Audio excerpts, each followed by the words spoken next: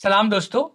Urdu international के खसूसी podcast series people's history of subcontinent के साथ मैं हूं शौज़ब अस्करी। हमारे मेहमान हैं जनाब ताहिर मेहदी साहब। ताहिर मेहदी साहब के साथ हमारी गुफ्तगू की आज दूसरी नशिस्त है। पहली नशिस्त में हमने पाकिस्तान के क़याम से लेकर 20 दिसंबर 1971 तक की इंतखाबी सियासत और सियासी सफ़र के बारे में ताहिर मेहदी साहब से पूछा और उन्होंने हमें बड़ी तफसील से बताया कि मुल्क में क्या चल रहा था। आखिरी बात पहली नशिस्त की ये थी कि 20 दिसंबर को मशरकी पाकिस्तान में उन इंतखाबी हलकों में दोबारा से इंतखाबात करवाए जाने का फैसला किया जा चुका था जहां से अवामी लीग के 40 या 45 जीते हुए उम्मीदवारों को किसी वजह से हरा दिया गया। लेकिन 20 दिसंबर आने से पहले 16 दिसंबर 1971 आ गया और फिर ये बेल सर नहीं चढ़ सकी। तो बहुत शुक्रिया तय मेहदी साहब। बहुत शुक्रिया आपका भी। 20 दिसंबर 1971 फैसला हो गया याहिया खान की तरफ से कि ये 40-45 लोग नहीं होंगे और तो उनके पर काट दिए और 80-85 मगरबी पाकिस्तान में पीपल्स पार्टी के पास सीटें थी और 80-85 सीटें अवामी लीग के पास रह गई।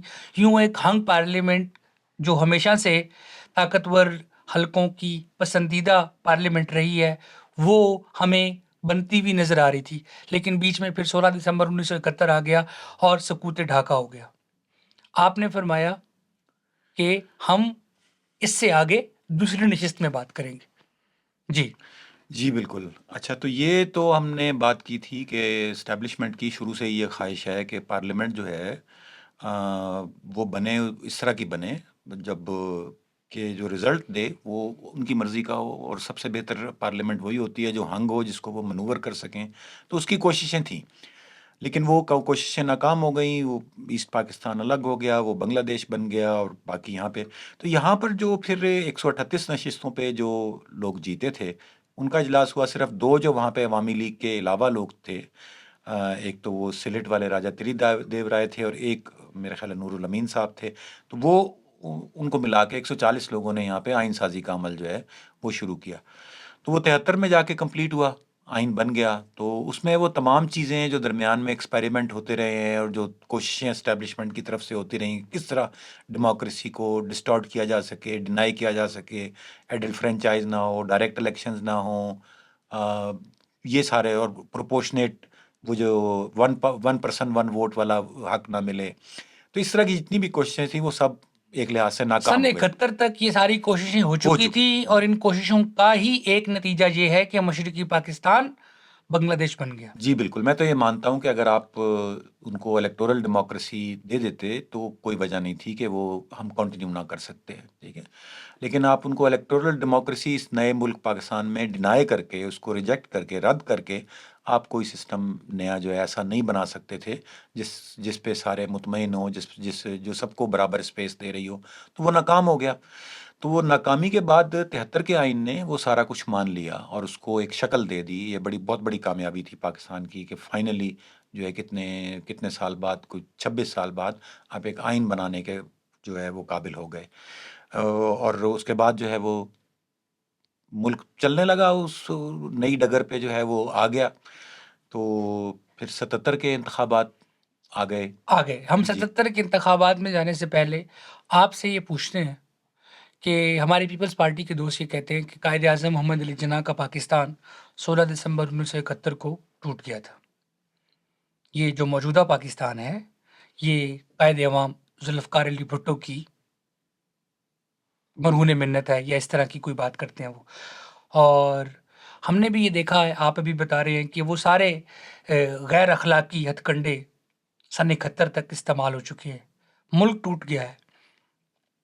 93,000 मगरबी पाकिस्तानी, चाहे उसमें आधे सिविलियन हैं और आधे फ़ौजी हैं, वो हिंदुस्तान की कैद में हैं और मईशत तबाह हाल है। मगरबी पाकिस्तान का भी हज़ारों मुरब्बा मील इलाका हिंदुस्तान के कब्ज़े में है। तो ऐसी कौन-सी जादू की छड़ी है ज़ुल्फ़िकार अली भुट्टो के पास? हम ये नहीं इस तफ़सील में नहीं जाते कि सकूत ढाका में उनका क्या किरदार है, वो हमारे ऑडियंस खुद देखें, ढूँढ लें।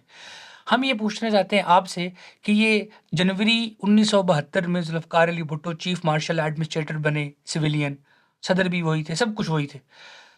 ऐसी कौन-सी जादू की छड़ी उन्होंने घुमाई कि जो काम पिछले 26 सालों में नहीं हो सका, वो 73 में हो गया? हाँ, मेरा ख़्याल है कि एक तो जो बहुत बड़ी शिकस्त थी फ़ौजी एस्टेब्लिशमेंट की, जो 71 की जंग है और जो ईस्ट पाकिस्तान का जो है सारा जो डिबैकल है पूरा और उसका अलग होना, वो उनकी बहुत बड़ी शिकस्त थी। क्योंकि वो उससे पहले तो बहुत इसमें ज़ोम था उनको कि हम हर चीज़ जो है वो चला लेंगे, हैंडल कर लेंगे, हम बंदूक है हमारे पास और बंदूक तो हर चीज़ का हर मसले का हल होती है। तो वो एक तो ये है कि उनका ज़ोम टूट गया था, ठीक है? और दूसरा ये कि जो ज़ुल्फ़िकार अली भुट्टो जब पावर में आए हैं तो उन वो एक अवामी लीडर थे, एक पॉपुलर सपोर्ट उनको बेशुमार हासिल थी, वो लेजिटिमेट पीपल्स रिप्रेजेंटेटिव थे। तो उनको फिर कौन रोक सकता था?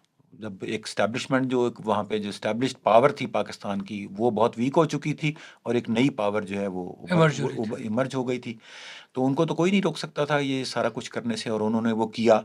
उन्होंने एक खुद आइन बनाना जो है वो एक बहुत बड़ा आइन एक इंस्टीट्यूशन है और मतलब ये एक काफ़ी एक लिहाज से कह लें कि आप एम्बैरेसिंग और मज़ाहिका ख़ेज़ सिचुएशन भी थी कि एक मुल्क बन चुका है, लेकिन आइन जो है उसका है ही नहीं। है ही नहीं या बस बदले जा रहा है।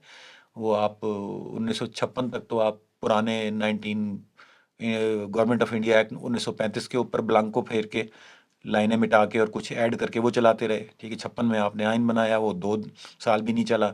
फिर आपने 58 में नया उन्होंने अपनी जिस तरह शेरवानी सिलवाई थी अयूब खान ने, इसी तरह उन्होंने अपना आइन भी सिलवा लिया उसी दर्जी से ही। हुँ। ठीक है, और वो पूरे मुल्क को पहना दिया उन्होंने। तो वो लेकिन वो भी जो है वो 10-11 साल चला। फिर दोबारा एक एलएफओ आ गया। अयूब खान याहिया खान का ने जो 70 का इलेक्शन कराया वो भी तो एलएफओ के अंडर था ना, लीगल फ्रेमवर्क ऑर्डर था। ठीक है, तो फिर आपने उसके अंडर इलेक्शन कराए। तो ये एक अजीब एम्बैरेसिंग और मज़ाहिका ख़ेज़ और एक तमाशा सा था जो चल रहा था। तो वो ख़त्म हुआ और 73 में आपने आइन बना लिया और एक मुल्क एक किस तरह चलेगा, किस तरह गवर्नेंस होगी यहाँ पे, किस तरह पॉलिटिकल सिस्टम निज़ाम क्या होगा, उसके कंटूर जो हैं वो तय हो गए। ज़ुल्फ़िकार अली भुट्टो का ये कारनामा तो हम मानते हैं सब कि उन्होंने 73 का आइन बनाया। उन्हीं की हुकूमत में ही सूबा सरहद और बलूचिस्तान की असेंबलियाँ तोड़ी गईं और वहाँ गवर्नर राज लगाया गया। और इसके बारे में ज़रा बताएँ कि वो बतौर जमहूरी सियासतदान क्यों गुज़ारा नहीं कर पा रहे थे उन लोगों के साथ जिन्हें पुरानी नेशनल अवामी पार्टी कहा जाता है? देखिए, मैं कोई ज़ुल्फ़िकार अली भुट्टो साहब की शख्सियत का माहिर नहीं हूँ। बिल्कुल ठीक। ठीक है, मैंने कोई उनके बारे में कोई बहुत पढ़ा नहीं है, लेकिन जो आप बातें कर रहे हैं, वो ऐसे ही हैं और हम अगर उसको रेट्रोस्पेक्टिव में देखें या बिल्कुल एब्सोल्यूट डेमोक्रेटिक प्रिंसिपल्स के हवाले से देखें, तो बहुत सारी लग़्ज़िशें हैं, बहुत सारी कोताहियाँ हैं, बहुत सारी गलतियाँ हैं, जो उन्होंने की, उनके बाद भी आने वालों ने की, उन्होंने भी की। ठीक है, तो वो तो बात हकीकत है। लेकिन आप ये देखें कि अगर मैं उनका सिर्फ़ अपने इस मौज़ू के हवाले से हम देखें, तो मेजर कंट्रीब्यूशन जो है उनका वो मौजूद था। मतलब ठीक है उन्होंने जो और जो पख्तूनख्वा और बलूचिस्तान के हवाले से वो काफ़ी जो है वो मनफ़ी एक कह लें आप उसको या बड़ा मरकी सा एक किरदार रहा है। लेकिन वो फिर आप उसको कंटेस्ट कर सकते हैं, बहुत सारे लोग उसको कंटेस्ट भी करते हैं कि जी उस वक़्त की सिचुएशन क्या थी, ये था, वो था, बहुत सारी चीज़ें हैं।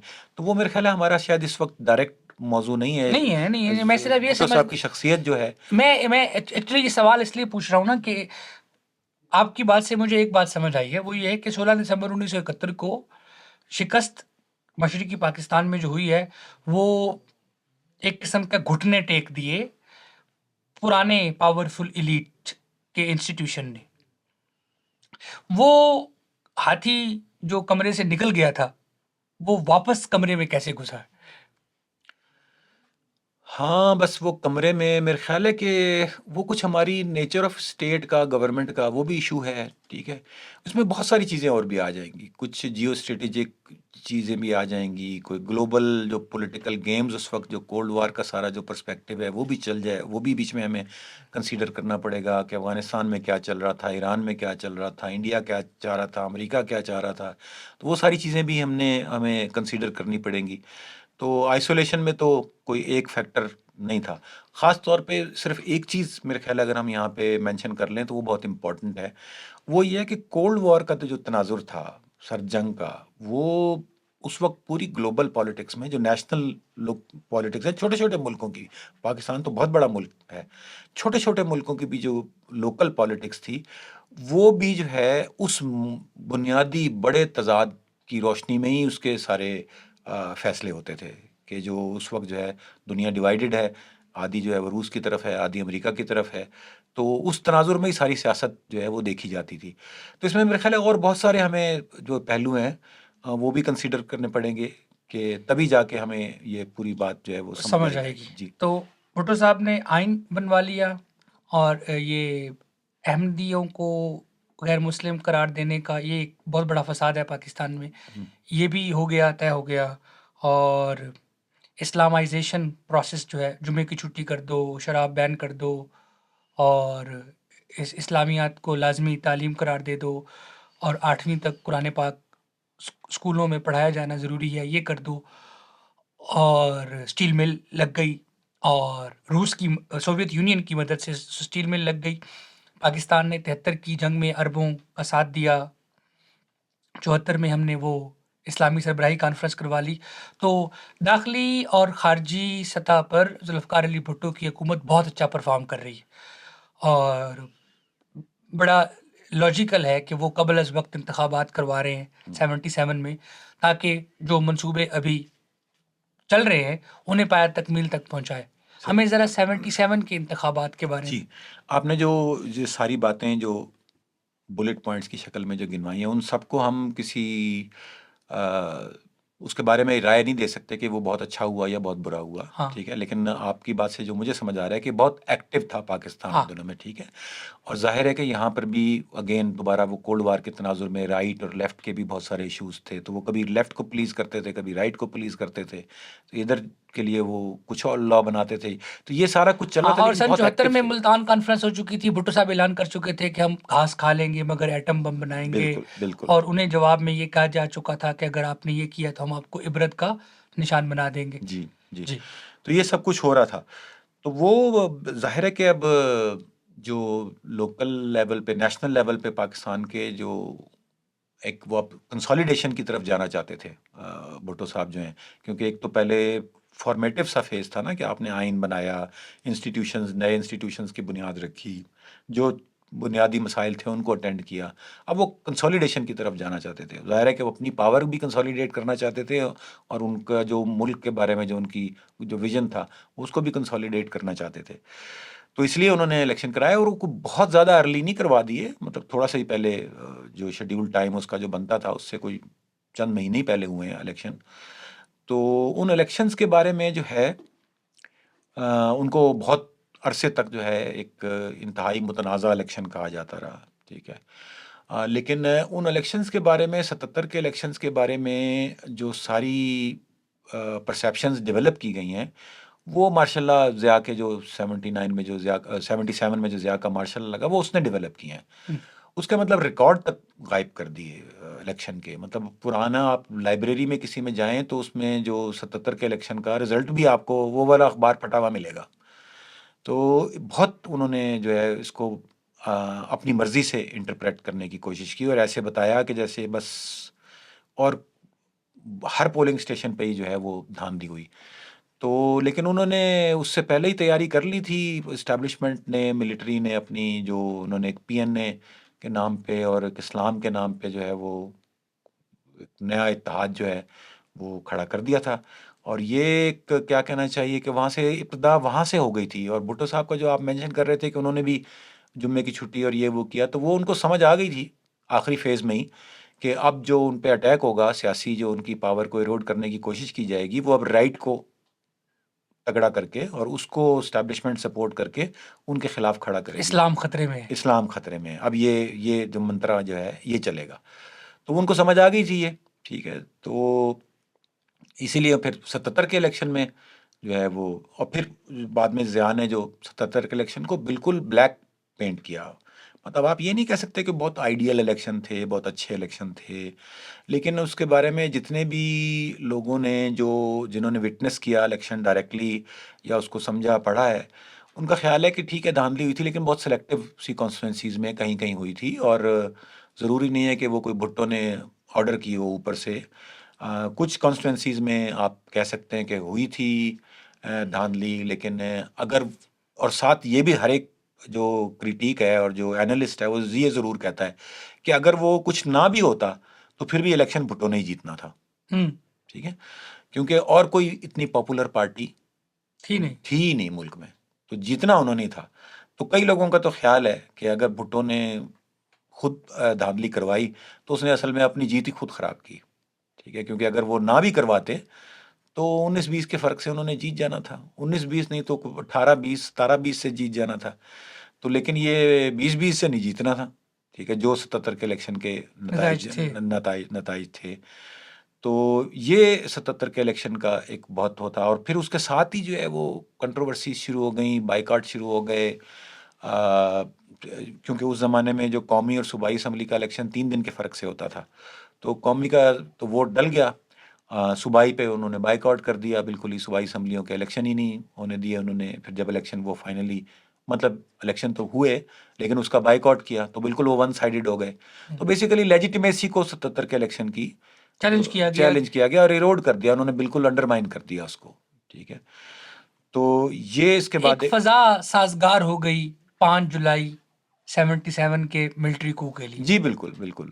अब वो 5 जुलाई के वाकयात और मिलिट्री कू किस तरह हुआ उसके बारे में बहुत सारे लोगों ने लिखा है, बहुत सारी किताबें हैं। जो एनी शाहिद थे, बड़े सेंटर ऑफ पावर में थे, उन्होंने आपकी याददाश्त में है? मेरी याददाश्त में बहुत ज़्यादा नहीं है, बस हल्का सा है। ठीक है, तो तो वहाँ से, मतलब ये जो है तबाही जो है हमारी, तो आप ये देख लें कि जो 73 का आइन बना 73 में और 77 में, यानी 4 साल बाद ही आपने उसका क्रियाक्रम कर दी। करने की जो है ना फुल तैयारी जो है वो कर ली। ठीक है, कि एक तो आपने लपेट दिया उसको। हम्म। अब आप ये कहें कि जी आइन सस्पेंड किया है, आइन को मुअत्तल किया है, आइन को कुछ भी किया है, आइन तो नहीं है। नहीं है ना। ठीक है, तो ये तो लफ्जाली है ना, तो लफाजी है ना। ठीक है, तो वो है तो नहीं ना आइन, मतलब आइन में तो कहीं नहीं है कि कोई यूनिफॉर्म पहन के मिलिट्री रूलर जो है, जनरल जो है वो आए और आकर कहे कि कर मैं 90 दिन में इंतखाबात करवाऊंगा। करवाऊंगा, ये तो नहीं है। तो आइन तो खत्म हो गया, तो आपने सिर्फ 4 साल ही बमुश्किल बर्दाश्त किया आइन, और फिर उसके बाद आपने उसको लपेट दिया। कौन पाकिस्तान में आईनी हुकूमत को बर्दाश्त नहीं करता? पाकिस्तानी अवाम का ये मसला है। जैसे बहुत से लोग ये कहते हैं कि जी साढ़े लोग जो है ना, हमारे लोग वो डंडे के ही हैं, यहाँ आईनी हुकूमत चल ही नहीं सकती। और कुछ लोग ये कहते हैं कि आइन हो तो कुछ इदारों को। आप इस बारे में क्या कहते हैं? नहीं, लोगों को तो आप कहीं पे भी इस्तेमाल कर लें, मतलब जो मर्जी उनके ऊपर डाल दें कि लोग ये कहते हैं। ठीक है, तो वो तो उसको कौन चैलेंज करेगा, कौन कहेगा कि हाँ कुछ लोग तो कहते ही हैं। ठीक है, तो ये तो मेरे ख्याल है ब्लेम शिफ्ट करने वाली बात है ना। जाहिर है कि ये तो बुनियादी तौर पे जो इसमें इशू है कि इलेक्शन जो है वो एक मुनसिफाना निज़ाम देता है कि पावर में कौन होगा। ठीक है, एक लेजिटिमेसी होगी उस बंदे की, क्योंकि उसको लोगों की सपोर्ट हासिल है। उसके अपने कमियां, कोताहियां, होंगे। खामियां सब कुछ मौजूद हैं। ठीक है, लेकिन फिर भी एक निज़ाम तो है ना। जब अगर ये निज़ाम नहीं होगा तो फिर कौन है जिसके पास पावर होगी?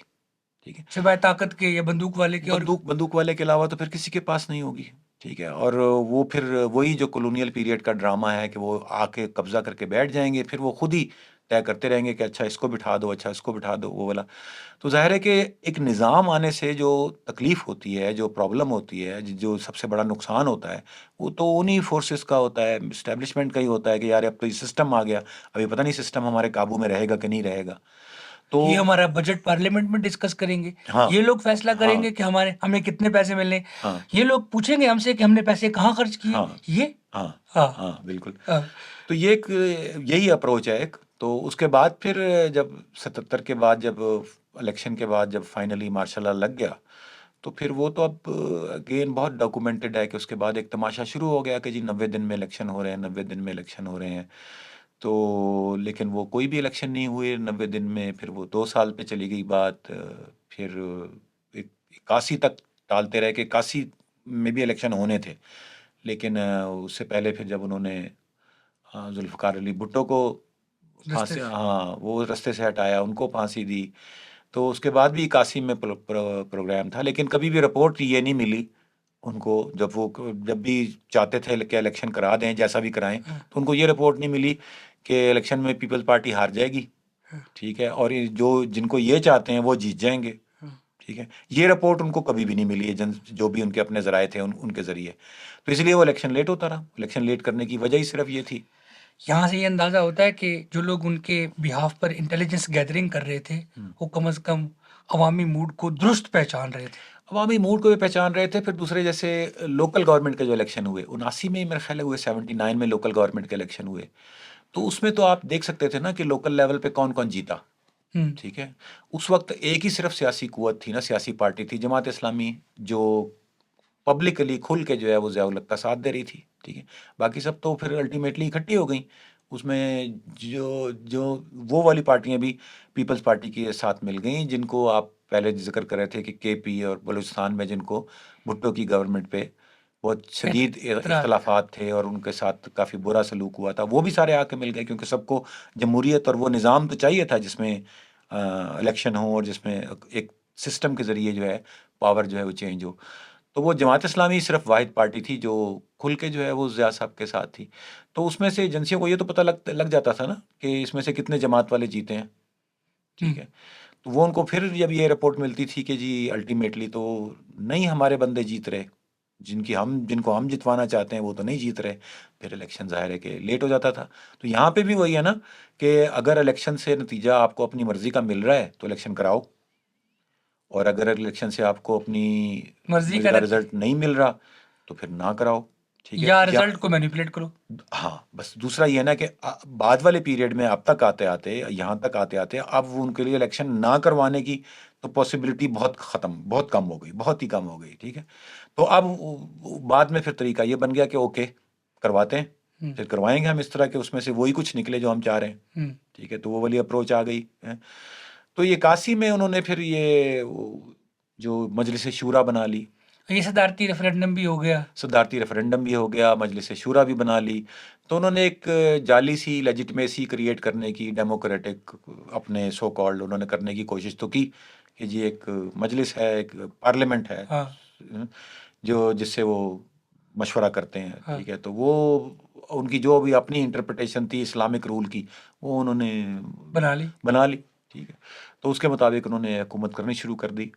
तो लेकिन ये उनको मालूम था कि 83 में जब एमआरडी की मूवमेंट शुरू हुई, movement for restoration of democracy, और उसमें बेनज़ीर और बाकी सारी पॉलिटिकल पार्टियां इकट्ठी हो गई। ठीक है, और तो उनको ये पता था कि ये बहुत अरसा हम इसको चला नहीं सकते। चला नहीं सकते, रोक नहीं सकते, क्योंकि ये भी इस मुल्क की क्वालिटी है।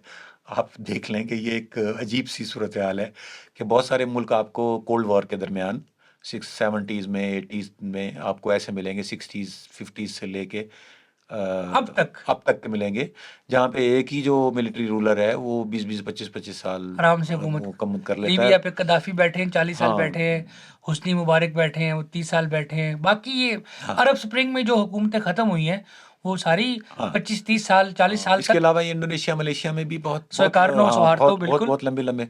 तो हमें ये तो एक एजाज़ हासिल है ना कि हम 10 साल से ज़्यादा किसी को नहीं टिकने देते। ठीक है, तो ये कुछ इस तरह की थी। तो उन्होंने फिर फाइनली जो है वो इलेक्शन करवाने का 1985 में फैसला किया कि हम दोबारा तो से। हमें ज़रा ये गैर जमाती इलेक्शन क्या होता है और ये कैसे हो सकता है और फिर पाकिस्तान में ये कैसे हुआ? अच्छा, ये जो इलेक्शन था जो ज़िया साहब ने करवाया 1985 में, जिसको गैर जमाती बुनियादों पर करवाया गया, और इसमें अगर ये वाला एलिमेंट भी मैंने जिन बुजुर्गों से सुना वो कहते हैं कि पाकिस्तान की सियासत में जो फाइनेंशियल करप्शन है ये 85 में जो गैर जमाती इंतखाबात हुए ये बिल वहाँ इसकी बुनियाद डाली गई। तो हमें ज़रा उसकी बुनियाद तो वैसे ब्रिटिश पीरियड में भी थी। उसके बाद फिर अयूब खान ने उसको रिवाइव किया, वो जो बीडी मेंबर्स का इलेक्शन करवाया, वो भी लाइसेंस और परमिट ही बांटते थे ना। तो फिर ज़िया साहब ने भी उसको वही किया। देखें आप दरमियान में देखें ना, अयूब खान ने जो है ना वो कॉलोनियल उसको रिवाइव किया। रिवाइव किया। दरमियान में सिर्फ एक एक पॉलिटिकल मोबिलाइजेशन का पीरियड आया जिसमें से पार्टी कोई नहीं निकल सकी। हाँ, मुस्लिम लीग एक तहरीक तो थी, पार्टी में कन्वर्ट नहीं हो सकी। तो उसको इसलिए इन्होंने आसानी से साफ कर दिया। हाँ। ठीक है, और उन्होंने दोबारा वही सिस्टम, जो पेटर्नेज का सिस्टम जो है, जिसमें आप कुछ लोगों को कुछ सहूलियात, कुछ बेनिफिट, फ़वाइद, रिश्वत लेने की इजाज़त, या जो कुछ भी आप कह लें वो दे देते हैं, वो आपका साथ मिल जाते हैं। ठीक है, और एक आपकी लेजिटिमेसी जो है वो क्रिएट हो जाती है। लेकिन जो 60s के एंड में एक नई जो चीज़, नया पाकिस्तान की पॉलिटिक्स में जो करेक्टरिस्टिक आया वो पॉलिटिकल पार्टी का था। एक ठीक है, तरफ अवामी लीग, एक तरफ पीपल्स पार्टी। People's Party. तो पीपल्स पार्टी क्योंकि एक लोगों की उसमें पार्टिसिपेशन थी, इतनी अवाम में पॉपुलर पार्टी थी, तो एक पार्टी का इंस्टीट्यूशन इंट्रोड्यूस हो गया दोबारा, हम्म, जो अयूब खान के वक्त तक तो नहीं रहा। नहीं रहा। आप ये देखें ना, मुस्लिम लीग बन नहीं सकी पार्टी उस तरह की, अवामी पार्टी, सिर्फ पाकिस्तान तहरीक तक ही महदूद रही, उसके बाद अवामी पार्टी नहीं बन सकी। हमने देखा इलेक्शनों में भी किस तरह हारती रही और किस तरह लोगों को मायूस करती रही, उस पर भी किस तरह जो है वो इलीट का ही कब्जा रहा और वगैरह वगैरह। तो लेकिन ये पीपल्स पार्टी ने एक नई पार्टी पॉलिटिक्स को जो है वो जन्म दिया। ठीक है, तो ज़ियाउल हक साहब के लिए ये चैलेंज था कि ये पार्टी पॉलिटिक्स को किस तरह उखाड़ना है। ठीक है, इसको किस तरह बर्बाद करना है। हम्म, ठीक है, क्योंकि पार्टी अगर स्ट्रांग एक पॉलिटिकल इंस्टीट्यूशन बन जाता है तो वो तो फिर पावर के जो असल इंस्टीट्यूशन इस मुल्क में है हम्म, उसके लिए एक बहुत बड़ा खतरा है। ठीक है, हाँ, तो उसको इंस्टीट्यूशन नहीं बनना चाहिए। तो बुनियादी तौर पे जो 85 का इलेक्शन है, जो गैर जमाती बुनियादों में, इसका मतलब यही है ना कि इलेक्शन करवा देते हैं हम। हम्म। ठीक है, लोग वोट डालेंगे, पोलिंग स्टेशन जाएंगे, पार्टी नहीं होगी। लेकिन पार्टी एक ही होगी, पार्टी नहीं होगी, पार्टी होएगी नहीं। एक पार्टी पार्टी होगी ज़ियाउल हक। नहीं, पार्टी एक भी क्या, पार्टी नहीं होगी। फिर जो जीत जाएगा हाँ, उसके पास कोई ऑप्शन ही नहीं होगा कि सिवाय इसके कि मेरी मेरी पार्टी मेरी पार्टी में शामिल हो। ठीक है, तो आप ये देखें ना कि पार्टियां इलेक्शन में कैंडिडेट नॉमी भेजती हैं, वो पार्टी की आइडियोलॉजी की बुनियाद पर इलेक्शन अवाम के पास जाते हैं, उससे कुछ अपना वादे मंशूर पेश करते हैं, करती है। मंशूर पेश करते हैं और वोट लेकर पावर में आते हैं। ठीक है, तो ठीक। एक तो ये तरीका है। ठीक है, तो इसको उन्होंने सिर के बल खड़ा कर दिया ना, हाँ, कि आप लोगों के पास जाएं, हाँ, वोट लेके आएं, हाँ, और वोट लेके जब आप आ जाएंगे हाँ, तो बस फिर आप मेरी पार्टी हैं। हाँ। ठीक है, तो आप लोगों से वोट कैसे लेंगे? क्या कह कर लेंगे? क्या क्या कहेंगे लोगों से? लोगों से यही कहेंगे ना कि यार जब मैं आ जाऊंगा तो जो मेरी जेब में जा रहा होगा उसमें से थोड़ा सा ऐसा आपको भी मिलेगा। हम्म। ठीक है, और क्या आप लोगों को आप ये तो नहीं कह सकते लोगों को कि मैं जीत कर असेंबली में जाकर ज़ियाउल हक को कान से पकड़ के बाहर निकाल दूंगा, फिर तो आप इलेक्शन ही नहीं लड़ सकते। हाँ हाँ, एक तो आप वो इलेक्शन नहीं लड़ सकते, दूसरा ये कि आप कोई रिफॉर्म्स के या कोई पॉलिसी लेवल के या कोई बड़ी तब्दीलियों के दावे तो नहीं कर सकते। आप तो एक शख्स हैं। हाँ, ठीक है, आप ये तो नहीं कह सकते ना, आपने इलेक्शन लड़ना है गैर जमाती, तो आप ये तो नहीं कह सकते कि मैं पाकिस्तान में जो है ना बजट में जो है ना वो ये तब्दीली ले या आऊंगा, मुल्क की फॉरेन पॉलिसी बदलूंगा। मैं फॉरेन पॉलिसी बदलूंगा, और फॉरेन पॉलिसी के ये जो एस्पेक्ट है मेरे ख्याल है आह, पाकिस्तान की बका के लिए ठीक नहीं है, तरक्की और इस्तेहकाम के लिए ठीक नहीं है, तो मैं इनको बदलूंगा। एक एक शख्स तो ये नहीं दावा कर सकता। तो एक शख्स क्या दावा कर सकता है? वो यही कर सकता है कि मैं आपकी नालियां ठीक करा दूंगा, मैं आपके गली सड़क पक्की गली करा देगा। हाँ, गली पक्की करा दूंगा। और कुछ लोगों को वो आंख का इशारा भी कर सकता है कि बस एक दफ़ा मेरी बारी आ जाए हाँ, तो जो कुछ मुझे मिलेगा उसमें से एक हिस्सा आपको। तो बेसिकली गैर जमाती इंतखाबात का मतलब ही ये है कि आपने पार्टी को एज पॉलिटिकल इंस्टीट्यूशन तबाह करना है। आपने उसकी ये जो बुनियाद पड़ गई है पिछले 10 साल में, 68 67 से लेकर ये 77 तक, ये जो बुनियाद पड़ गई है, आपने इसकी जड़ उखाड़नी है। तो वो इलेक्शन, और ये देखें ना आप, इसमें आप माने उनकी क्रिएटिविटी को कि इलेक्शन भी होगा, क्या कह रहे हैं? सियासत नहीं होगी, लेकिन इलेक्टोरल पॉलिटिक्स नहीं होगी। मुझे नुसरत अली खान की कवाली याद आ रही है, हम्म, तुम एक गोरख धंधा हो, हाँ नहीं, बहुत सादा है उनका ऑब्जेक्टिव, बड़ा सीधा है। बनाते हो, हाँ बिगाड़ते हो, हाँ। इसको ऐसे कर देते हो, उसको वैसे कर देते हो। तो आप ये देख लें कि जो 85 के इंतखाबात हैं उसमें मतलब इंडिविजुअल्स ने, लोगों ने, ज़ातों ने, शख्सियात ने हिस्सा लिया, और जब उन्होंने हिस्सा ले लिया तो तो बरादरी पॉलिटिक्स भी 85 की देन है। बिल्कुल बिल्कुल, ये या सोलिंग मैं उसको देन नहीं कहूँगा, मैं इसको कहूँगा कि रिवाइवल है, उसको स्ट्रेंथन किया है। क्योंकि ये देखे ना, ये बरादरी हाँ आ तो ये ब्रिटिश पीरियड से से रही रही थी, है क्योंकि बिल्कुल। उन्होंने भी आपके ऊपर हुकूमत ही करनी थी ना, हमारे पे हुकूमत ही करनी थी ना।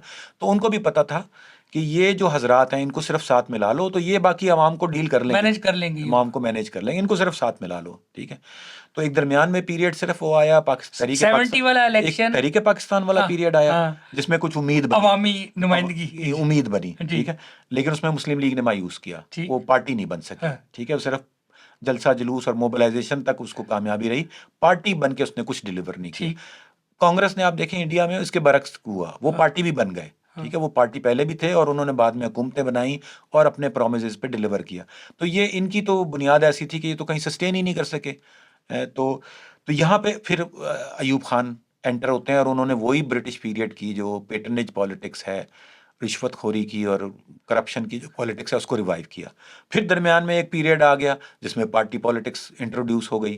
ठीक है, अब फिर ये ज़ियाउल हक साहब का फरीज़ा था कि वो अब पार्टी का पॉलिटिक्स को जो है वो जड़ से उखाड़ें और उसको बर्बाद करें, और वो उन्होंने अल्हम्दुलिल्लाह बहुत अच्छे तरीके से अंजाम दिया।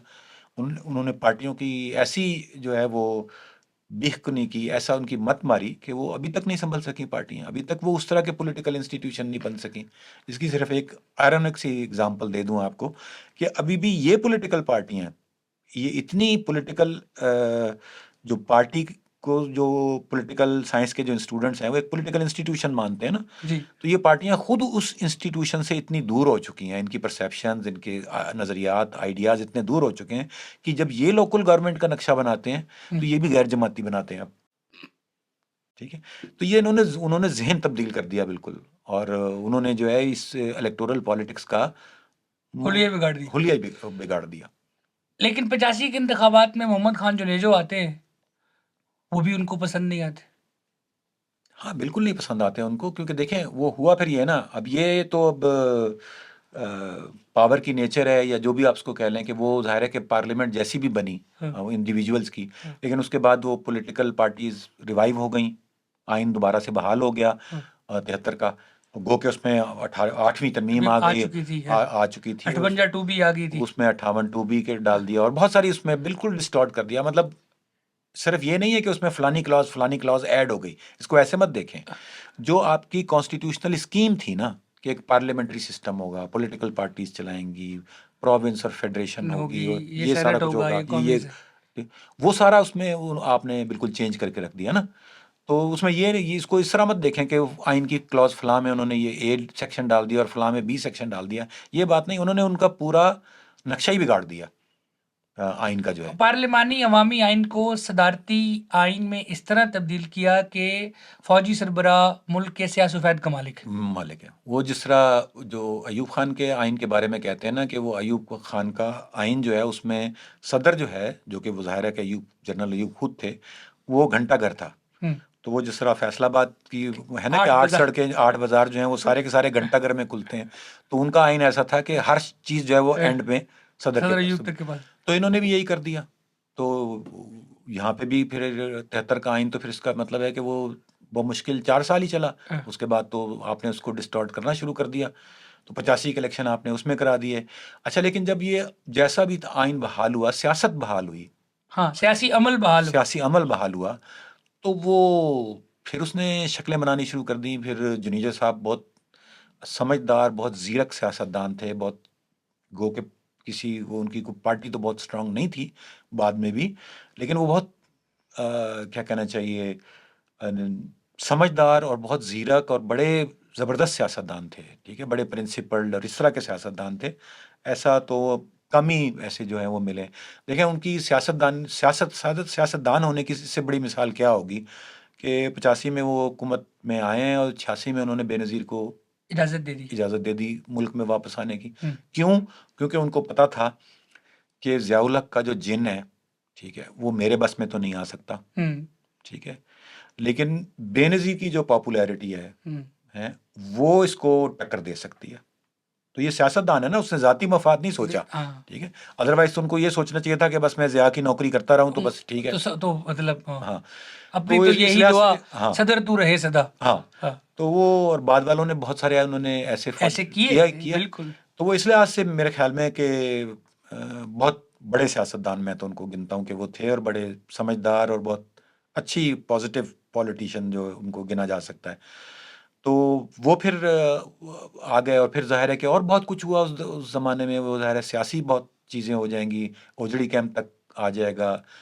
इससे पहले जो है अफ़गानिस्तान में जो जिनेवा मुआहिदा हो गया, ठीक है, सोवियत यूनियन की फ़ौजें विदड्रॉ हो गई, ठीक है, तो सारी सिचुएशन जो है वो चेंज हो गई। ठीक, तो लेकिन उनके इख्तलाफात जो हैं ज़िया साहब से बहुत बढ़ते रहे और फाइनली उन्होंने उनको मई में उनकी हुकूमत को डिसमिस कर दिया। अच्छा, ये भी उन्होंने खुद ही आइन में डाला था, जिसको हम 58(2) टू भी भी कहते कहते हैं, हैं। ठीक है, कि उसमें यह था कि जब भी सदर को वजीर आजम हुकूमत पसंद नहीं होगी तो वो तो वो उसको घर भेज सकता है। आप देखें ना, ये कितनी अजीबोगरीब, ये पार्लियामानी सिस्टम तो नहीं है, ये डेमोक्रेसी तो नहीं है कि लोगों ने मुंतखब करके भेजा है, हाँ, ठीक है, और एक बंदा जो है वो जो गैर मुंतखब है, जो गैर मुंतखब है, वो एक बंदा जो है वो तय कर सकता है कि यार ये ठीक काम नहीं कर रहे, हाँ, ठीक है। तो वो इलीट रूल ही है ना, हाँ, ठीक है। आपने कितनी रस्सी बांध के छोड़ा है ना, हाँ, कि जब भी रस्सी दिल चाहेगा खींच लूंगा। खींच लेंगे रस्सी, ठीक है। तो वो 58(2) भी उन्होंने लगा दिया आइन की और उनको घर भेज दिया। तो फिर अगला इलेक्शन जो है वो अनाउंस हो गया 88 वाला, और जिया साहब जो हैं वो अगला 88 का इलेक्शन भी गैर जमाती बुनियादों पर ही कराना चाहते थे। अगर जिंदा रहते तो, अगर वो जिंदा रहते, अगर वो हादसे में जहाँ बात ना हो ना जाते। जहाँ बाग हो जाते, तो उसके बारे में भी कोई कोर्ट में भी चले गए थे केसेस, ठीक है, और वो नहीं चाहते थे कि ये पार्टी सिस्टम जो है वापस आए। लेकिन जाहिर है कि वो बेनज़ीर उस वक्त काफ़ी बहुत पॉपुलर थी और वो बहुत उनकी सियासी कुव्वत ज़्यादा थी, और वो बाहर हो रहा था बिल्कुल वो उससे, और लोगों में जो गुस्सा था जो मिलिट्री रूल के ख़िलाफ़ भी, पंजाब में भी और बाकी सूबों में भी, ठीक है। तो वो बाकी ज़ाहिर है कि वो सिंध में, केपी में, बलुचिस्तान में बहुत ज़्यादा, पंजाब में भी पीपल्स पार्टी की बहुत सपोर्ट थी, ठीक है। और तो यहाँ पे तो उसको काबू करना जो है बहुत। सारे मुल्क में पीपल्स पार्टी की सपोर्ट थी। जी बिल्कुल। अच्छा, ये भी एक इंटरेस्टिंग वो है कि बाद में जो 88 के बाद जो 4 इलेक्शन हुए, तो उसमें पीपल्स पार्टी कभी जीतती रही, कभी हारती रही, एक दफ़ा 2 दफ़ा जीती, 2 दफ़ा हारी। लेकिन आप उनका अगर वोट बैंक देखें ना, तो 97 से पहले, 97 के पहले उनका पंजाब में वोट बैंक नहीं कम हुआ, थोड़ा बहुत बढ़ता ही रहा है। यानी 88, 90, 93। तो मैं तो ये नहीं मानता कि 88 में एक नई कुवत आ गई तो यहाँ पर, और जो बेनज़ीर की जो पॉपुलैरिटी है वो कम हो गई। उनका हमें वोट बैंक मौजूद था यहाँ पे बहुत ज़्यादा। हमें 88 के इंतखाबात के बारे में इन पहलुओं पर बताएं। आपकी बात से मुझे ये समझ आई है कि अगर 88 के इंतखाबात आज़ादाना होते, जैसे 70 के इंतखाबात हुए थे, तो ऐसे ही पीपल्स पार्टी क्लीन स्वीप करती जैसे अवामी लीग ने की। अच्छा, ये तो एक दावा होगा, ठीक है, और ज़ाहिर है कि अगर हम इस प्रेमिस से देखें, हाँ, तो या ऐसे कि मतलब सादा इसको अक्सरियत। इसको ऐसे ज़रूर देख सकते हैं कि हाँ, सादा अक्सरियत भी मिल सकती थी, क्योंकि इलेक्शन मैनूवर तो हुए बहुत ज़्यादा, ठीक है। अच्छा, और उसमें जो कुछ मैनूवरिंग जो है वो तो बहुत वाज़ेह थी ना, कि मैनिपुलेट किया गया, जैसे एक अपोजिशन को इकट्ठा किया गया, ठीक है। उसमें तो बाद में उन्होंने, हमीद गुल ने माना भी ना, जनरल हमीद गुल ने हम्म, पब्लिकली माना ना कि हाँ, हमने बनाई थी आईएसआई, हम्म, नहीं आईएसआई नहीं, आईजेआई, आई जाए आईजेआई हमने बनाई थी, और इसलिए कि बेनज़ीर को रोकना था। रोकना था। और वो बड़े पेट्रनाइजिंग तरीके से वो तो ये भी कहते हैं ना कि बेनज़ीर यंग थी उस वक्त हाँ, और इंतकाम ले सकती थी फौज से, हाँ, तो इसलिए हमने उनको कंटेन करना था, रोकना था। तो उन्होंने एक तो सबसे बड़ी मनूवरिंग जो है, मैनिपुलेशन जो है इलेक्शन की आप कह लें, वो तो यही थी ना। जो कि हमने इसको रोक दिया। पोलिंग स्टेशन लेवल पे क्या हुआ वो तो एक अलग बात है, या रिजल्ट की कंपाइलेशन में कितने उन्होंने सीटें किस किस तरफ इधर बांटी उधर बांटी, क्या क्या धांधलियां की, वो तो एक अलग चीज़ है, और उसके लिए तो आपको एविडेंस चाहिए होता है। लेकिन ये तो सामने बात है ना कि आपने सारी अपोजिशन को दोबारा इकट्ठा किया। यानी वो पीएनए थी, जो 77 में 77 वाली, तो उसको नया नाम दिया ना आई आपने, जाए। आईजेआई। तो पार्टियां तो वही थी, और वो भी 9 थी, ये भी 9 थी, हम्म, ठीक है। तो आपने एक वो भी क्रिएट किया, एक एसोसिएशन भी क्रिएट की हाँ, कि ये वही पार्टी है। हाँ, तो इकट्ठा करना भी एक वो था कि सारा वोट जो है अपोजिशन, क्योंकि अगर अपोजिशन स्कैटर्ड होगी, स्कैटर्ड होती, तो peoples party single largest party थी। Peoples party single largest party थी, और पीपल्स पार्टी और भी ज़्यादा सीटें जीत जाती, बहुत सारे ले जाती। तो इलेक्शन को मैनिपुलेट तो किया गया, तो इस पॉलिटिकल मैनिपुलेशन भी की गई, और जो बाकी एविडेंसेस हैं वो भी यही सजेस्ट करते हैं कि आपने ग्राउंड पे भी जो है इलेक्शन को वो किया। अच्छा, इसमें एक चीज़ इम्पॉर्टेंट है कि अब आपने 88 में इलेक्शन की इजाज़त तो दे दी, ठीक है, आपको पता है कि पार्टी भी नहीं रोक सकते, पार्टी पॉलिटिक्स भी वापस आ गई, यानी 85 वाला भी वो ख़त्म हो गया हम्म, कि पार्टियां इलेक्शन लड़ेंगी और इलेक्शन होगा, ठीक है। हम्म, तो जब इलेक्शन होगा तो एक चीज़ आप देखें कि उस वक्त तक शनाख्ती कार्ड आ चुका था, हम्म, ठीक है। ये कितनी अजीब बात है कि गुलाम इसाक खान सदर जो थे, उन्होंने ये ऑर्डिनेंस जारी कर दिया कि पोलिंग स्टेशन पर वाहिद जो डॉक्यूमेंट एक्सेप्ट किया जाएगा वोटर आइडेंटिफिकेशन के लिए वो शनाख्ती कार्ड होगा। ठीक है, ये बताता है कि स्टैब्लिशमेंट जो है ना कितनी एंटी पीपल है। उनको लोग चाहिए ही नहीं, नफरत करते हैं वैसे कि यार इन लोगों को आप वोट दे, ये लोग हमें लेके आएंगे, हम आला अरफा लोग हैं, ठीक है, हमें तो ऊपर से उतरना चाहिए। हाँ। ठीक है, तो ये लोग वोट देंगे। मैं आपको ये बात इसलिए भी बता रहा हूँ कि 88 में ये उन्होंने ऑर्डिनेंस जारी किया ना, और 98 में सेंसस हुआ।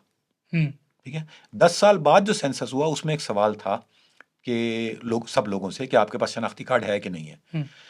तो वो आप डाटा देखें तो उसमें पता लगता है कि आपके पास 1/3 जो एडल्ट लोग हैं, 33% 33% मर्द, हाँ उनके पास नहीं था, और 50% औरतों के पास शनाख्ती कार्ड नहीं था। नहीं था। 10 साल बाद तो 10 साल पहले क्या सूरत हाल होगी आप आप अंदाजा खुद अंदाजा लगा लें। ठीक है, तो गुलाम इसाक साहब चाहते क्या थे? वो चाहते थे कि कोई वोट देने, और खास तौर पे अवाम जो है वो तो वोट देने के लिए निकले ही ना, उनको तो वो उनका तो वोट होना ही नहीं चाहिए। यानी वो अगेन वही मेंटालिटी थी अयूब खान के पीरियड वाली कि यार ये जाहिल लोगों को आप जो है पावर, पॉलिटिकल पावर दे रहे हैं, इनको तो देनी ही नहीं चाहिए।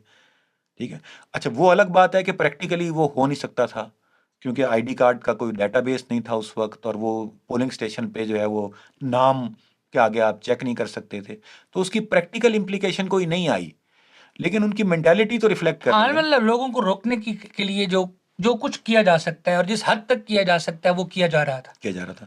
तो ये एक तो आपने पॉलिटिकल मैनिपुलेशन की, पॉलिटिकल पूरा सीन जो है आपने सेट किया, और बाद में वो केसेस भी बनते रहे कि लोगों को, पॉलिटिकल पार्टीज को ब्राइबरी की, आपने रिश्वत दी। ठीक है, तो लेकिन जो पॉलिटिकल प्रोसेस की जो मैनिपुलेशन है, ठीक है, वो इस बात से तो वाज़ेह होती है कि उनकी नीयत आप देख लें कि क्या थी, कि ये वो है।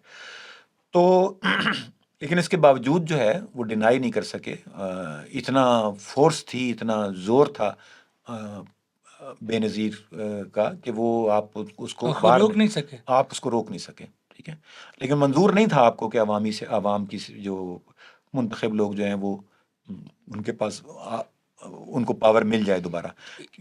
इसमें कितनी सदाकत है कि उन्होंने कहा कि चलें अगर आप प्राइम मिनिस्टर बनती हैं तो बन जाएं, लेकिन फॉरेन ऑफिस, कश्मीर, अफगानिस्तान अच्छा, इनको ये तो देखें ना, आप कोई बड़ी बात, कोई छुपी बातें नहीं है, क्योंकि नहीं, आजकल के नहीं ज़माने में नहीं तो नहीं, तो लोगों बस को ये वहीं से शुरू हुआ ना, कि वहीं से शुरू हुआ ना कि जब ज़िया के ज़माने में तो हर चीज़ उनके पास हुँ, चली गई ना, हुँ, तो उसके बाद उन्होंने कंट्रोल बहुत सारी चीज़ों का नहीं दिया, हुँ, और जो पॉलिटिकल मैनिपुलेशन जो कर रहे हैं, सिस्टम की, जो इलेक्टोरल सिस्टम की, इलेक्शंस की जो मैनिपुलेशन करते हैं, वो क्यों करते हैं? वो इसीलिए करते हैं ना कि ये वाली पावर्स हमारे पास से ना जाएं।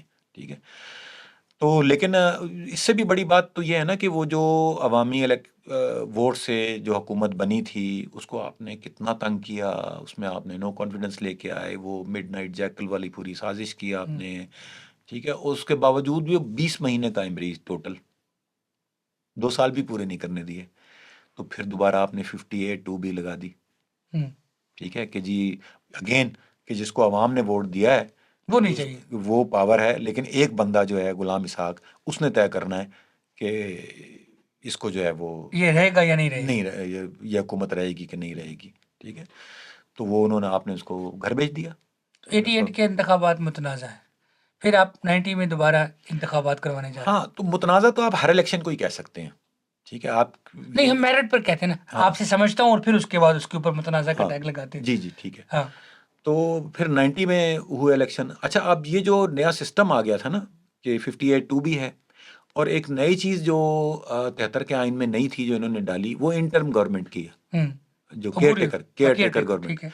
तो ये तो बड़ा ही अजीब है ना कि आप एक हुकूमत को चलता करें, हुँ, पहले तो जो इलेक्टेड थी, हुँ, उसके बाद कुछ अपने मर्ज़ी की मर्जी के लोगों को आप बिठा दें कुर्सी पे। और उनसे कहें कि तुम इंतखाबात करवाओ। हाँ, तो ये तो पहले ही सबको पता होता था कि जिसको निकाला है हाँ, उसको तो वापस नहीं आना, नहीं भाई आना है। निकाला ही क्यों है? हाँ, अगर उसी दिन वापस आना वापस, होता तो फिर और उसका लीगल टाइम भी पड़ा है अभी, 2 साल भी नहीं पूरे हुए तो फिर 3 साल उनके रहते हैं। हाँ, ठीक है। ठीक है ना? तो ये तो हर एक को पता होता था, पहले से ही पता होता था कि अब किसकी बारी है। अच्छा, उसका फ़ायदा ये होता था, कितना शानदार प्रिंसिपल आपने बता दिया हाँ, अभी, हाँ, कि जो तवज्जो से बात सुन रहा है वो आइंदा इंतखाबात में भी अगर इस बात को याद रखे तो उसे पहले से अंदाज़ा हो जाएगा कि कौन आ रहे हैं। बिल्कुल।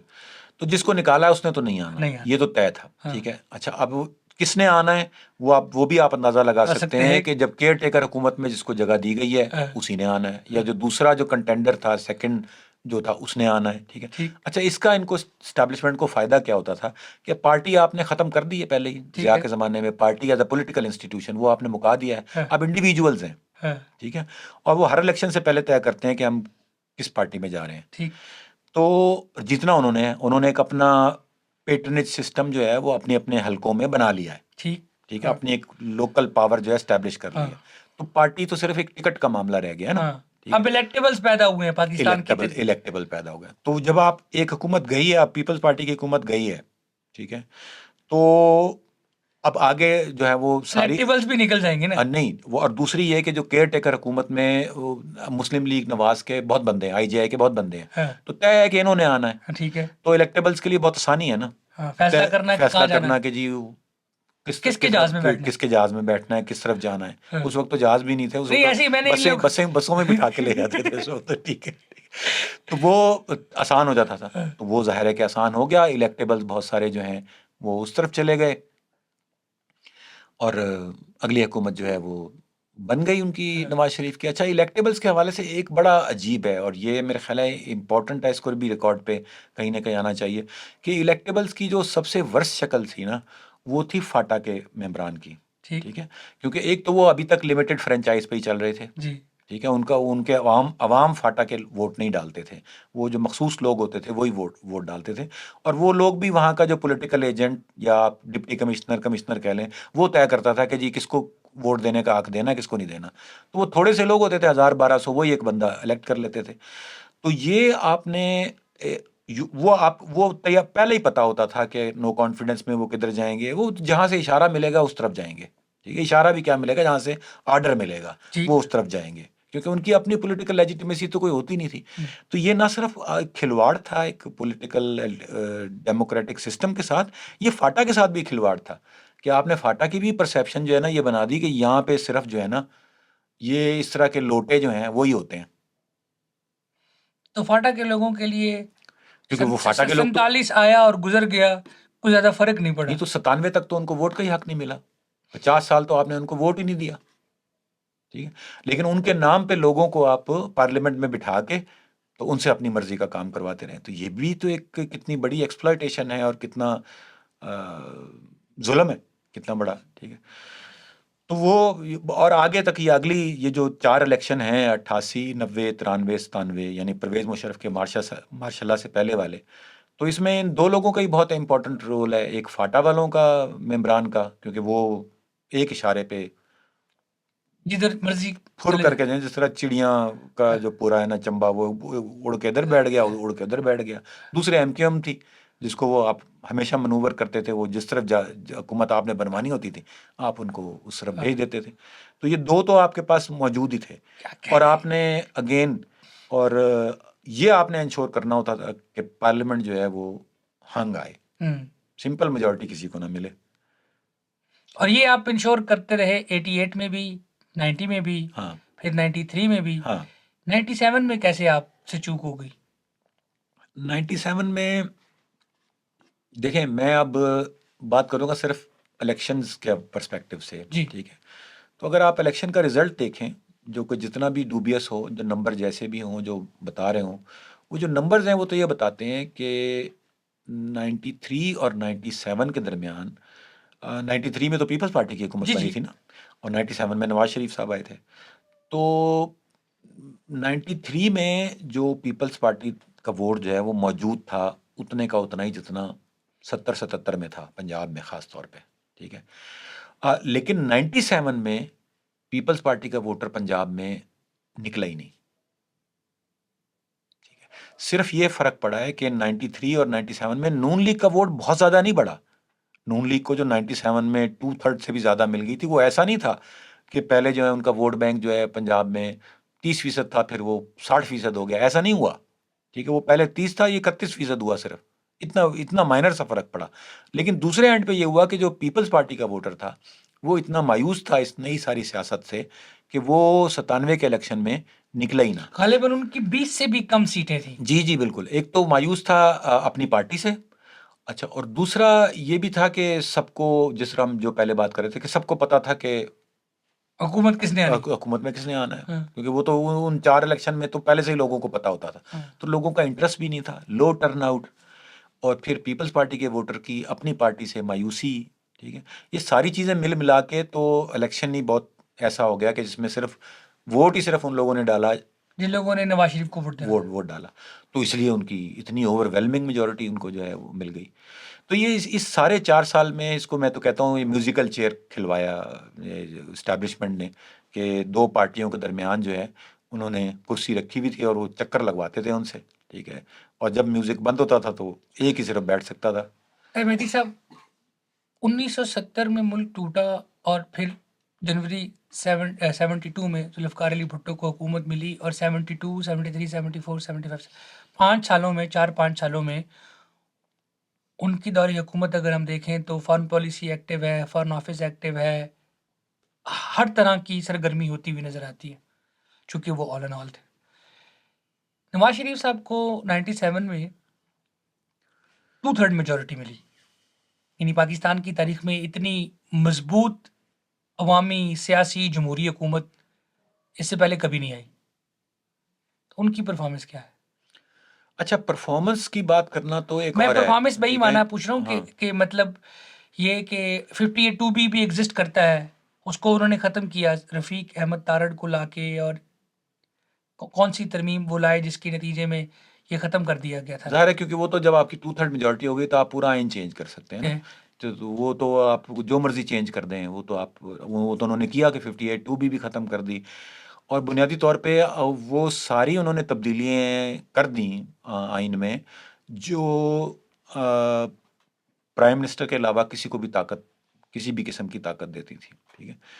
तो आपने बेसिकली एस्टैब्लिशमेंट का सियासत में दाखिला जो है वो बिल्कुल बंद कर दिया बंद कर दिया 97। 97 में। तो लेकिन फिर उनको दरवाज़ा तोड़ के ही अंदर आना था ना, तो उन्होंने वो दरवाज़ा जो है वो अक्टूबर 99 में तोड़ दिया, ठीक है?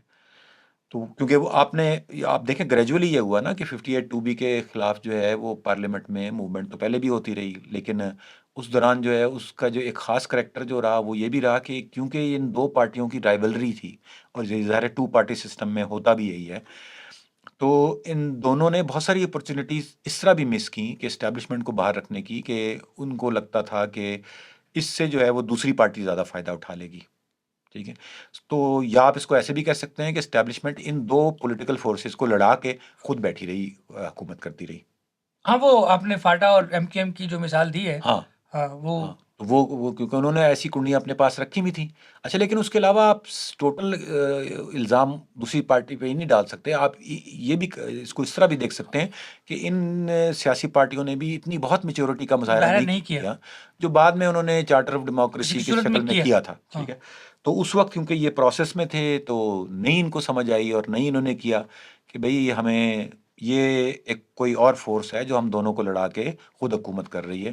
तो अगर हम दोनों मिलेंगे तो उस फ़ोर्स को हम रोक सकते हैं। रोक सकते हैं, और हम दोनों आपस में तय कर सकते हैं कि किस तरह इलेक्टोरल सिस्टम हमें लेके जाएगा आगे, जिसको भी इलेक्टोरल सिस्टम लेजिट, क्योंकि सारी दुनिया में जहाँ पे भी डेमोक्रेसी, इलेक्टोरल डेमोक्रेसी चली है, इसी तरह चली है ना, कि पॉलिटिकल फोर्सेस का आपस में एक कंसेंसस होता है असूलों पर। असूलों पर, कि जी इलेक्शन होगा और इस तरह होगा, और उसमें जो जीतेगा उसकी हुकूमत होगी। तो अगर, लेकिन सिचुएशन अगर ये हो कि 2 पार्टियां हैं और इलेक्शन होता है, एक जीत जाती है और दूसरी हमेशा ये कहती रहती है कि नहीं ये धांधली से जीती है, और उस वक्त तक कहती रहती है जब तक खुद नहीं जीत जाती। जब वो जीतती है तो फिर पहली पार्टी कहना शुरू कर देती है कि ये धांधली से जीती है। तो फिर तो सिस्टम नहीं चलता। ये बांग्लादेश में भी हम देखते हैं कि ये हुँ। चलता रहा बहुत ज़्यादा, और मुल्कों में भी कई इस तरह चलता रहा। तो यहाँ पे भी ये चलता रहा। तो ये सारा मेजर जो इल्ज़ाम है वो तो उधर ही जाता है कि जो जिनके पास असल ताकत थी, उन्होंने जो है इनको कठपुतलियाँ बनाकर आपस में लड़ाते रहे।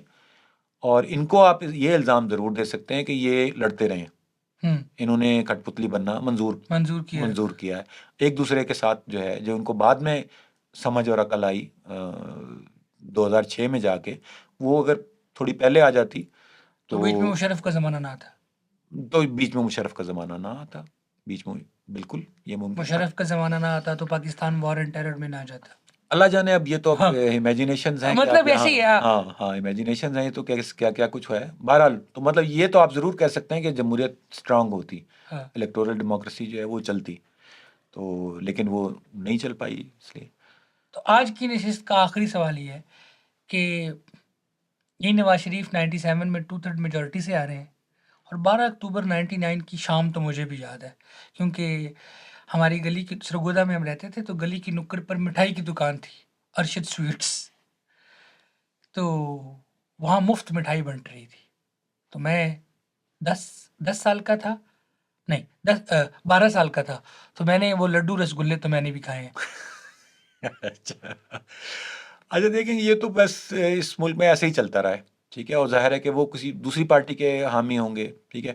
अच्छा, उसमें थोड़ा सा ये भी हो गया था कि 97 में जितना ओवरवेलमिंग मैंडेट मिल गया था, और जिस तरह हमने डिस्कस किया ना, हाँ, कि वो आप ऐसे नहीं था कि बहुत हाई टर्नआउट, बड़े इलेक्शन हो गए और उसमें एक पार्टी इंतहाई पॉपुलर है जो जीत गई। मतलब ठीक, 77 वाला माहौल नहीं पैदा नहीं नहीं, 70 वाला माहौल भी पैदा पैदा नहीं नहीं हुआ। हुआ, या अवामी लीग का जिस तरह ईस्ट पाकिस्तान बांग्लादेश में 70 में जितनी उनकी स्वीपिंग विन थी, उस तरह का माहौल नहीं था यहाँ। वो तो एक इलेक्टोरल सिस्टम की क्या कह लें, वीकनेस बन के, वीकनेस थी जी, वीकनेस थी ना, जिसके नतीजे में उनको इतनी ताकत मिली। ताकत मिल गई। क्योंकि आप उनका वोट देखें तो मेरे ख्याल है 9 मिलियन से 10 मिलियन हो गया था, ठीक है, लेकिन पीपल्स पार्टी का जो है वो 9 मिलियन से कुछ 3 मिलियन पे आ गया था। तो जो फर्क इतना बढ़ गया ना कि उसकी वजह से सारी सीटें उनके पास चली गई। तो वो तो जाहिर, लेकिन ये कहने का मतलब ये है कि ग्राउंड में तो दूसरी पार्टियां मौजूद थी, लेकिन पार्लियामेंट में उनकी रिप्रेजेंटेशन जो है वो महदूद महदूद बहुत ही महदूद हो गई थी। तो इसलिए बहुत सारे लोग इस बारे में कंसर्न भी थे। हम्म। और जाहिर है कि सारी पार्टियां दूसरी जो थी कि ये तो बादशाह बन गए हैं, ठीक है, ये और तो। ये अमीरुल मोमिनीन वाली कहानी क्या है? हाँ, तो वो भी यही था, ये सबका फियर था, और कुछ इस तरह के इशारे जो हैं वो नून लीग की तरफ से मिलते भी थे। और आपको पता है कि ये भी एक ज़माना था जिसमें डेमोक्रेटिक लीडर्स को भी जो है ना सिंगल पार्टी गवर्नमेंट का बड़ा शौक होता था, या ये भी बहुत होता था कि बस मेरे अलावा किसी के पास पावर ना हो। आप देखेंगे, हम बांग्लादेश की, ईस्ट पाकिस्तान के इलेक्शन की बात कर रहे हैं, तो वो 75 में मुजीब रहमान भी वहाँ पे असैसिनेट हो गए, हम्म। ठीक है। तो उससे पहले वो भी अपने आइन में तब्दीली करके कर ले आए थे कि सिंगल पार्टी गवर्नमेंट होगी, हाँ, ठीक है, ऐसी एक तजवीज़ 1947 में मुस्लिम लीग के बारे में भी दी गई दी थी गई कि थी। एक ही पॉलिटिकल पार्टी हाँ होनी चाहिए। हाँ, तो भुट्टो के बारे में भी, जुल्फ़िकार अली भुट्टो के बारे में भी ये कहते हैं कि वो बिल्कुल अपोजिशन को बर्दाश्त नहीं करना चाहते थे। अभी हाल ही में एक हाँ हुकूमत पाकिस्तान से बड़ी ख़त्म हुई है। उस हुकूमत के दौरान भी इसी तरह के मामला तय किए गए थे कि भाई 2035 तक अब आप सब्र करें। हाँ हाँ, तो ये भी एक ट्रेट है हाँ, जो हमारे पॉलिटिकल लीडर्स में, एक खासियत ये भी है कि जब पावर मिलती है थोड़ी, तो उनकी ख्वाहिश ये बहुत मचलती है कि डेमोक्रेसी, उनको भी लगता है कि पार्ट ऑफ द प्रॉब्लम बन गई है। उनको जब तक डेमोक्रेसी इलेक्शंस जो हैं वो उनको सीट तक पहुंचाते हैं जब तक, तो उनको बहुत प्यारे होते हैं। जब वो बैठ जाते हैं तो उनको लगता है कि यार ये किस तरह जो है इसको इस तरह किया जाए कि बस फिर मैं ही रहूं, ठीक है। हालिया हुक्मरान भी ये कहते हैं कि अब दूसरे 2035 तक भूल जाए। ठीक है सर साहब, बहुत शुक्रिया। 12 अक्टूबर 99 से हम अपनी तीसरी नशिस्त का आगाज़ करेंगे और अल्लाह करेगा कि हम फरवरी 2025 तक आ जाएंगे तीसरी नशिस्त में। और मुझे ना सिर्फ ये कि मज़ा आता है, आपकी बात सुन के लुत्फ़ आता है, बल्कि बहुत कुछ सीखने को मिलता है और बहुत सारे असूल मैं अपने झोली में डाल लेता हूँ, जिनकी बुनियाद पर मैं भी छोटा-मोटा सियासी तज्ज़ियाकार या इंतखाबी तज्ज़ियाकार बन सकता हूँ। बहुत शुक्रिया सर, बहुत थैंक यू। शुक्रिया आपका भी।